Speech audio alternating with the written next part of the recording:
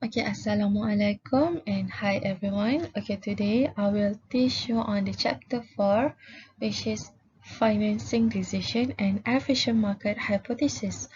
So this video just briefly explain on the financing decision and efficient market hypothesis. It is a simple explanation. So let me start now.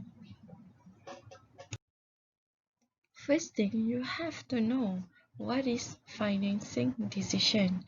Okay, so you have to know when we are do the financing decision, we have to know how much debt we want to sell, what type of debt and equity that we want to sell, and when we want to sell our equities. So dalam chapter ni kita akan belajar berapa banyak equity yang kita nak jual, apa type of debt dan bila yang kita patut beli atau kita jual share tersebut. Itu yang kita consider as financing decision. Okay, so how to create value through financing decision. Okay, this one is not the important thing yang you kena tahu. Just I put here to add your knowledge. So the first thing is how to create value dalam financing decision by full investor. Okay, this one full investor. Okay, full investor ni macam mana? Okay, full investor is when firm sell to the investor higher or more than it costs. Okay, apa maksud kat sini? Bila harga pasaran sebenarnya macam investor tu dia beli dengan harga yang tinggi, sedangkan harga semasa tu murah je.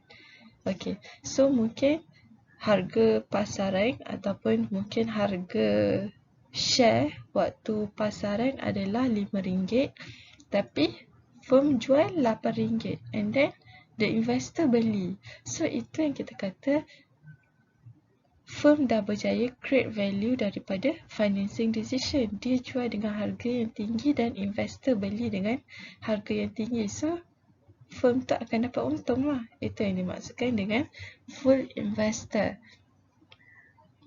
In efficient market, securities are appropriate price at all times. So, waktu efficient market ni, apa yang dimaksudkan dengan appropriate price ni? Okay, kita ada belajar dalam last topic yang kita kena compare antara expected return dengan RR, required return yang kita kira dalam CAPM. So, apa yang kita maksudkan appropriate price, waktu macam ni kita nak consider as market is efficient bila expected return are equal to required return. So, it means this one is appropriate price ataupun kita call as correctly priced. Kan kita ada banding kan, kalau ER more than required return, kita which is some dia overvalue ke dia undervalue ke. So benda ni adalah, so kita consider as dia efficient market bila dia ada appropriate price ataupun dia correctly priced, which means that this one expected return equal to required return. So kita consider dia as appropriately priced on efficient market. Tapi empirical evidence, which is past researcher, they suggest that it's hard to fool the investor consistently since the market as a whole is very shredded. So it means susah nak tipu the investor. Sebab apa? Sebab sekarang information is public, so everyone has know the true or the current price of the stock. So susah lah untuk fool the investor. So for the second, which is reduce cost or increase subsidies. Okay, so macam mana firm want to create the value? First, dia akan reduce dia punya cost. Once dia dah reduce dia punya cost, dia akan will get increase in profit. Bila dia dapat increase in profit, dia akan dapat menarik lebih banyak investor and dia akan try untuk jual dia punya share dengan harga yang tinggi. So macam mana cara firm buat adalah due to reducing the cost or increase subsidies. So increase subsidies macam mana? So the firms akan try untuk find a lower rate of financing. So this one, lower rate of financing under government or tax exempt for pioneer status company. So macam mana cara dia akan try untuk cari lower rate ataupun lower interest rate so that dia boleh increase dia punya subsidies untuk dia punya untuk create dia punya value through financing decision. Okay, this one is not too important. You just to know for your knowledge, and we will continue with the third point on the create value, which is create a new security. So it means this security is not impossible to be copied by another company. So I think you may read by yourself because this is not very important. So I will continue with the important things in this chapter.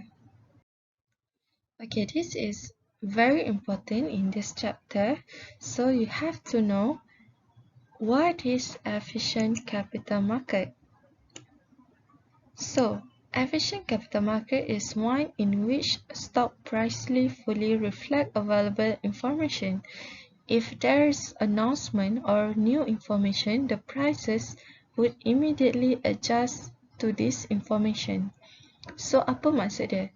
So, you have to know that price is fully reflect to the information. So, bila kita cakap pasal efficient capital market, dia ada relationship between price and information. So, apa contoh dia yang dia bagi tahu kat sini? If there is any announcement, ada apa-apa pengumuman atau any information, the price would immediate adjust to this information.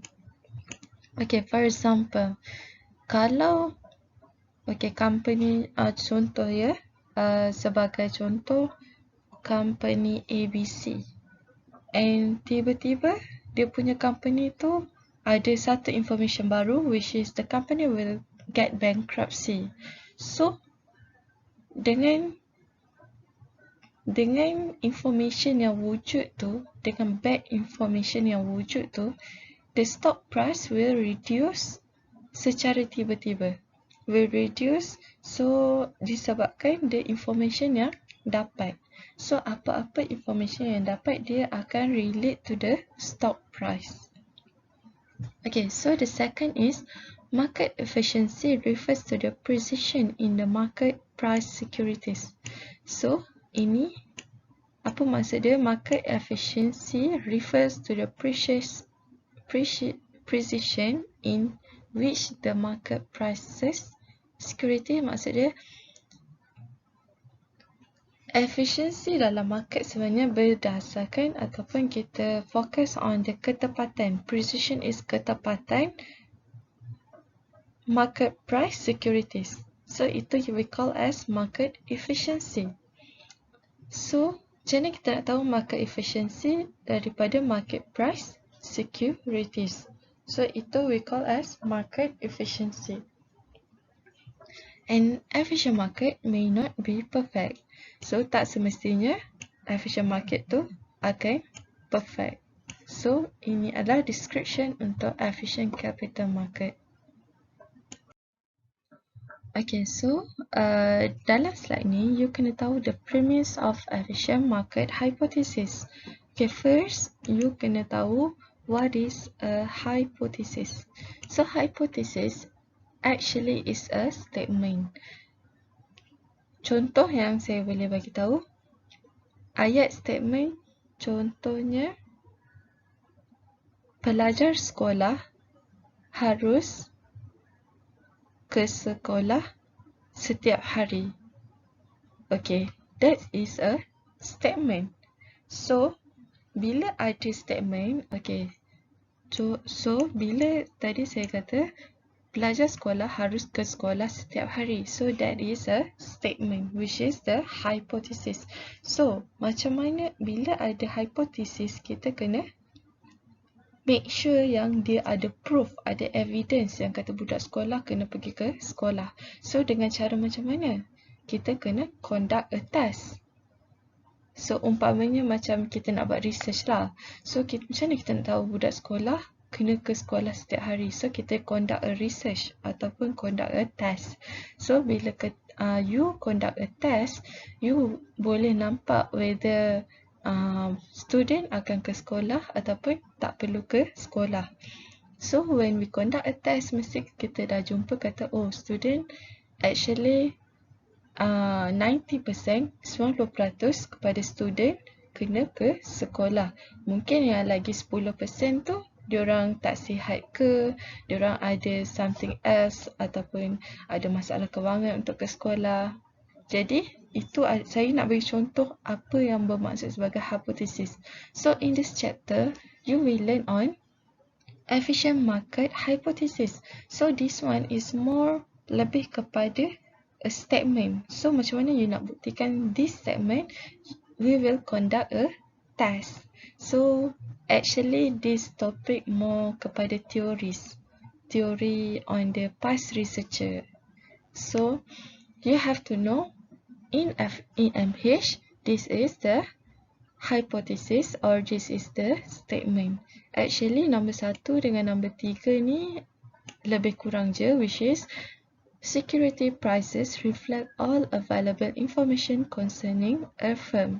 Security prices fully incorporate known information and price list change rapidly to known or knowable information. So, apa yang kita boleh conclude daripada nombor 1, 2 dan 3, which is price is reflect to the information. So, price ada relationship dengan information ataupun new information.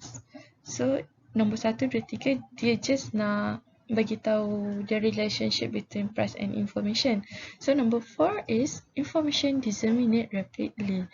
So yang ni apa yang kita boleh katakan, information tu dia tetap akan tersebar dengan secara cepat.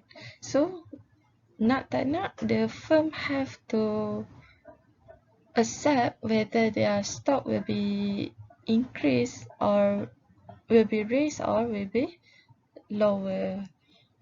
So day-to-day price change will follow the random walk over time. Random walk means the random component in the current period is unrelated to the random component of the past period, hence not predictable from past price. So apa maksud dia kat sini? Dia kata day-to-day price will change on the random walk. Yelah, sebab kita tak tahu info yang kita akan dapat from time to time. So, simply mungkin harga dia, harga untuk stock price tu hari ni jatuh, esok naik. Ataupun mungkin hari ni naik, esok lagi naik. So, kita tak tahu benda tu. So, price tu change without yang kita boleh predict. So kita tak boleh predict langsung apa harga yang akan ada untuk minggu depan ke, bulan depan ke. So kita tak boleh predict.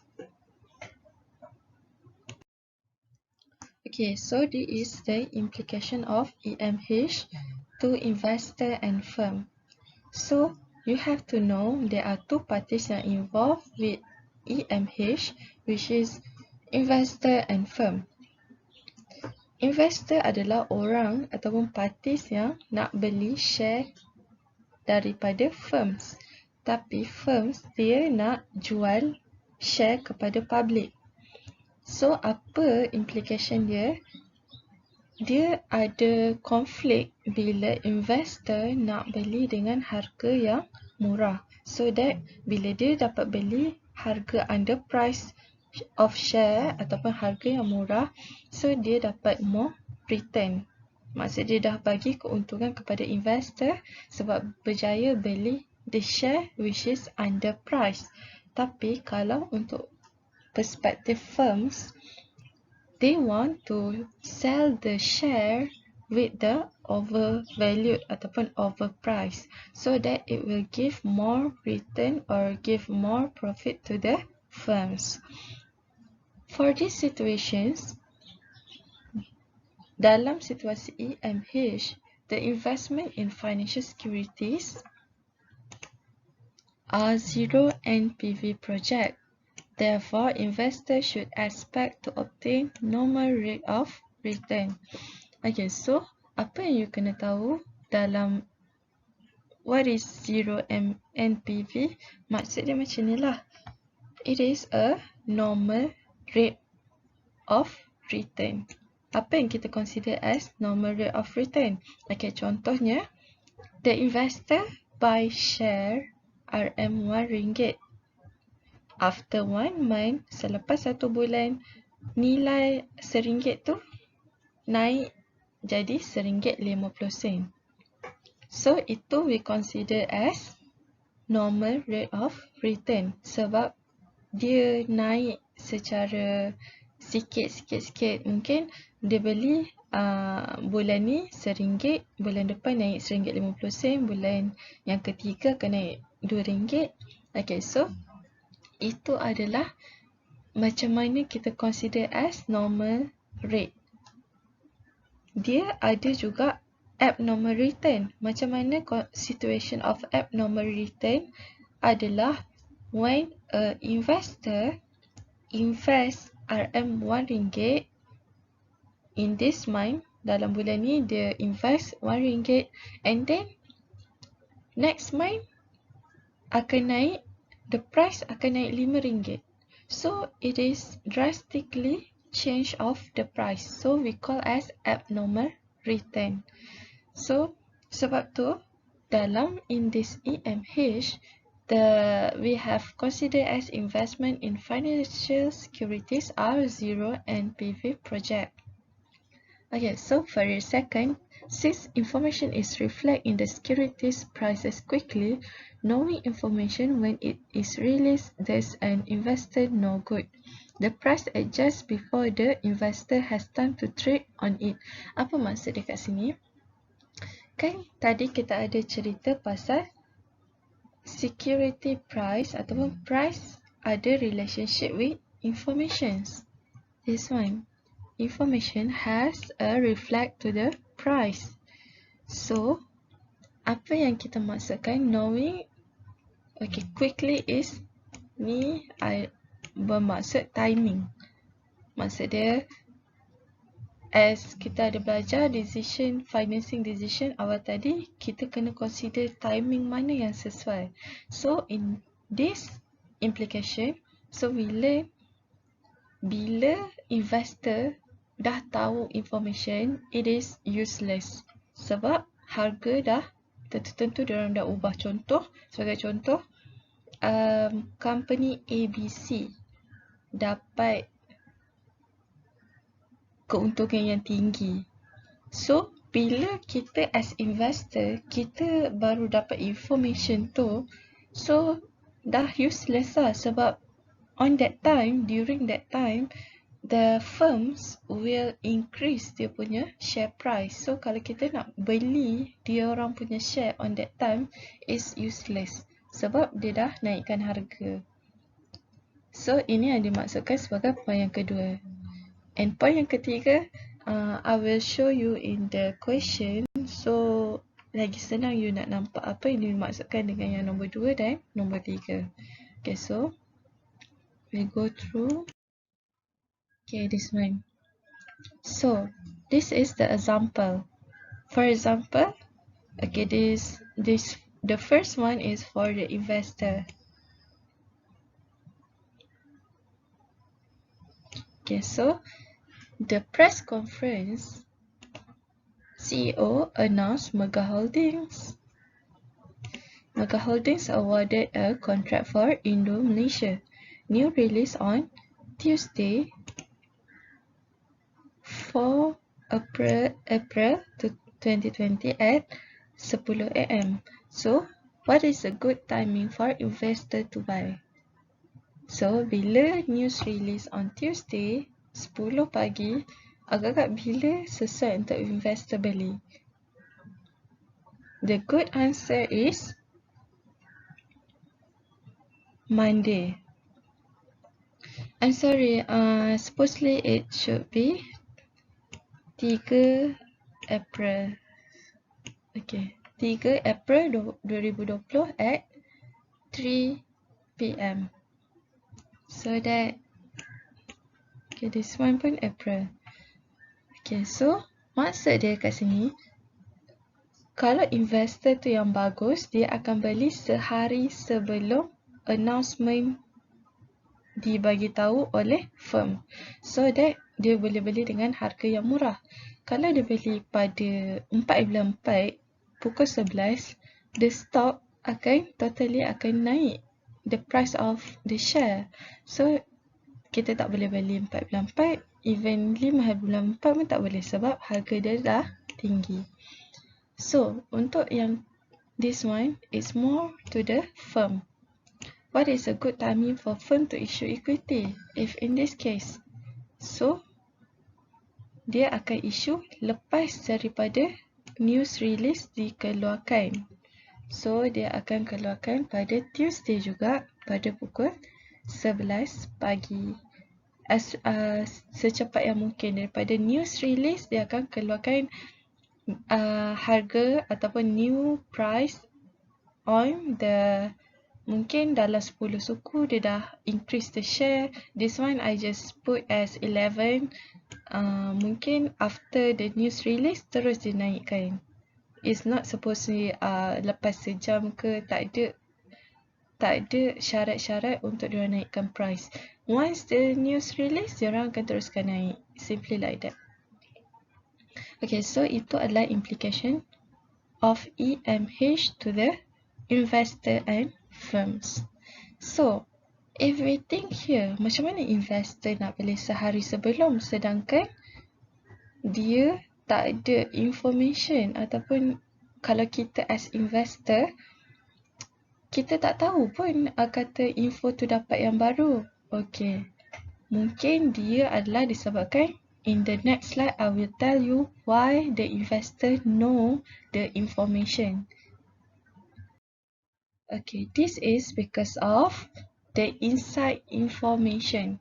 Maksud dia kat sini, so there are information possessed by people in special position inside the company. So information dah disampaikan daripada orang dalam, ataupun kita call as insider trading. An investor can profit from inside information by investing in the company's stock if he or she obtain new good about the company, or he and she can sell his or her stock when he or she obtain bad news about the company. So usually orang dapat tahu bila kita patut beli, ataupun orang-orang yang macam ni adalah kerana dia dapat daripada inside information. So, who is inside information? Siapa orang-orang dia? Usually adalah key personnel. Key personnel, contoh dia CEO ke, managers ke. Actually, if you remember, dalam first topic kita ada belajar kata shareholder apa semua kan. So, actually manager boleh invest into the company. Dia boleh jadi investor dalam company tu. So, bila manager ada ataupun boleh jadi investor untuk company tu, jadi dia ada kelebihan, dia ada opportunity, dia boleh use dia punya benefit as a manager sebab dia dah tahu information yang wujud dalam company tu. Jadi bila dia as investor, dia ada their own benefit. So sebab tu, if in Malaysia, we are not allowed have a insider trading. Maksud dia, dekat Malaysia, dalam law dah stated yang kita tak boleh ada orang dalam company untuk invest in their company. So that sebab it is unfair to the outsiders investor. Actually, sebab outsiders, dia tak tahu any information of the company. Sometimes it gonna be private and confidential. So, outsider investor tak tahu apa yang berlaku everyday in the company. So, sebab tu, kalau in Malaysia, kita not allowed insider trading. So, kalau negara-negara luar, inilah akan berlaku, which is as investor, what they should do to take advantage, dia akan beli awal sebab dia dah possess the information. So, kalau dekat negara luar, diorang apa-apa info, which is bad news or good news, diorang akan do the first thing. Diorang akan guna kelebihan tu untuk invest ataupun diorang nak jual ataupun beli diorang punya share. Itu adalah inside information. Okay, this is the reaction of stock price to new information in efficient and inefficient markets. Okay, so actually this hijau supposedly under zero, so dia dah terlari. So apa yang macam mana you nak faham this graph? Okay, first bawah adalah public announcement date. So this one is zero is hari yang kita ataupun the information have been released. The announcement have been released on the zero. This one is selepas 10 hari, this one is sebelum 10 hari, sebelum 20 hari. Okay, so apa yang you nak baca? If you can see here, when efficient market respond to the good news, so diorang akan naikkan harga.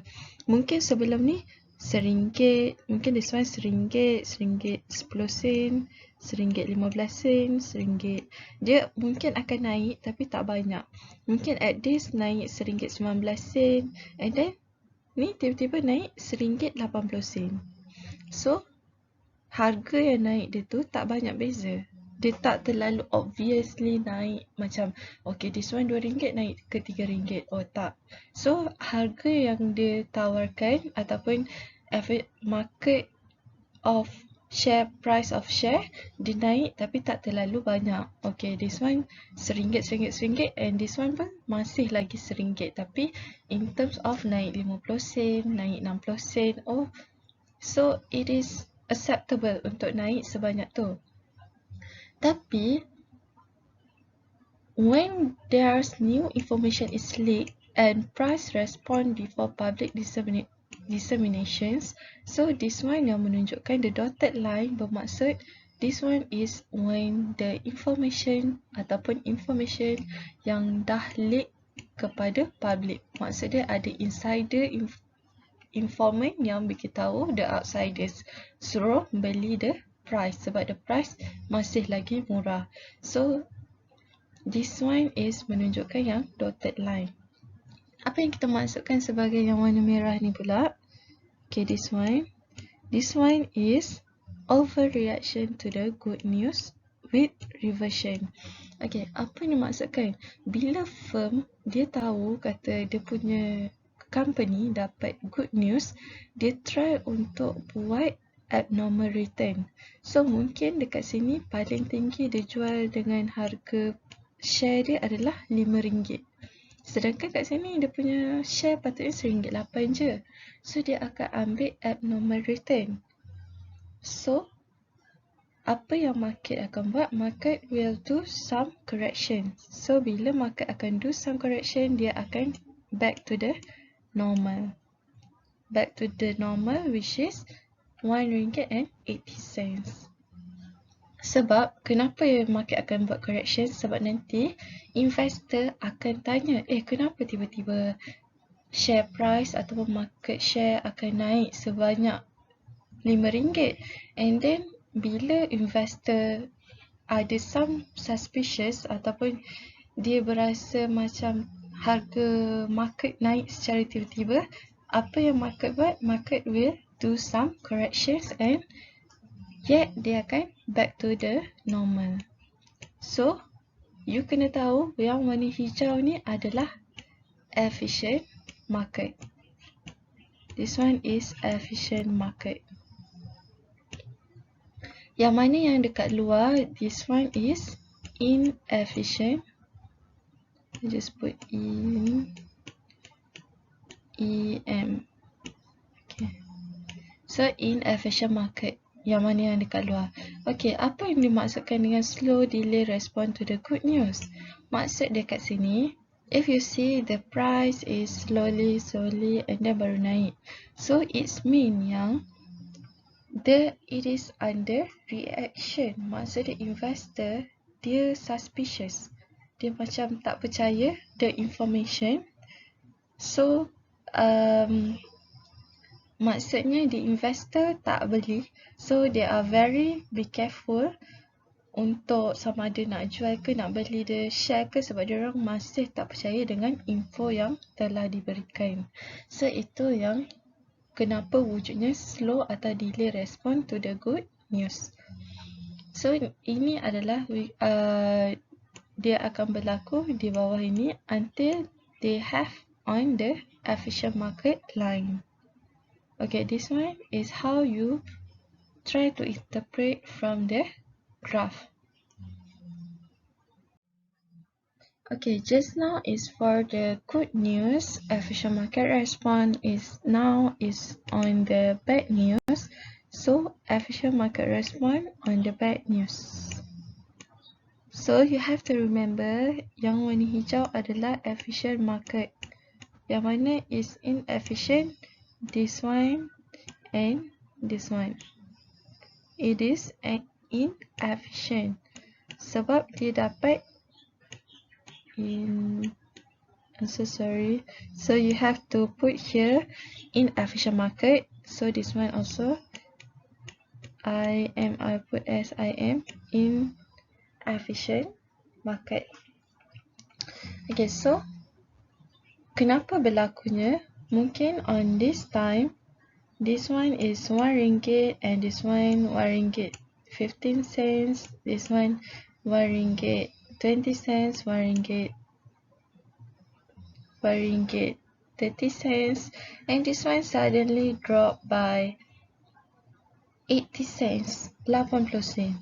So, drop disebabkan oleh bad news.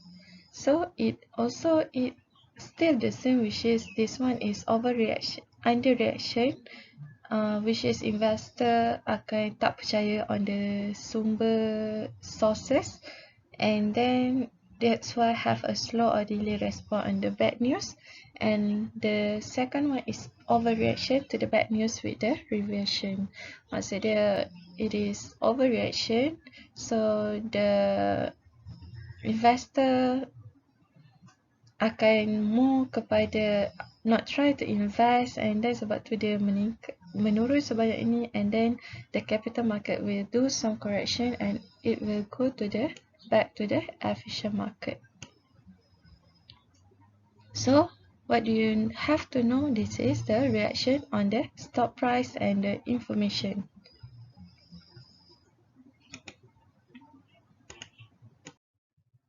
Okay, based on from the reaction daripada graph, apa yang kita dapat conclude, it's mean that in efficient market,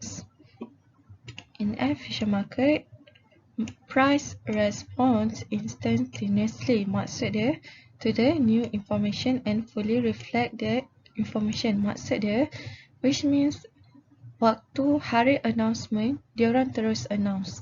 And bila hari yang diorang announce, harga akan terus naik kalau ada good news. On the announcement date, harga akan turun on the date yang kita announce the information. So, daripada graph tadi, if you can see when it 08, okay, contohnya macam ni. Okay, contoh, this one is a good news. So, dia akan naik macam tu. So, dia akan naik on 0. So, ini yang dimaksudkan sebagai price respond instantaneously to the new information. Kalau dia good, this one is a good. I just put G. Okay, good. And then dia akan naik macam ni. And after the public announcement date, no further changes take place in the stock price. Okay, maksud dia lepas pada tarikh yang lepas hari announcement kan dia naik macam ni. Jadi harga dia tak akan naik. Contoh this one is RM1.20. So harga dia lepas pada ni akan RM1.30 ke RM1.40 ke, dia tak akan naik terus RM2, RM3. So itu maksud dia sebagai no further changes take place in the stock price. Dia akan naik mengikut in the range lah. Maksud dia tak boleh lebih daripada RM2 ke RM1 ke. So dia akan meningkat tapi secara 1 sen ke 2 sen ke macam tu. So the delay response usually takes 30 days to fully absorb the information. And the delay response under reaction and overreaction to new information would suggest that the market is inefficient. This one I already told. Yang mana yang berlaku contoh yang tadi ni ada naik macam tu. And then yang satu lagi tu dia I tanda as warna biru. Dia ada naik macam tu. So this one dengan this one we consider as inefficient market. Okay, I think that's all that I will explain for today. For this video part 1, just I only touch a little bit so that we will continue with the second videos, which is part 2. So I hope you enjoy this video and you can learn something. And anything questions or anything that you didn't understand, you may ask me. And please WhatsApp me if you want me to explain more clear. And I think that's all. Thank you and Assalamualaikum.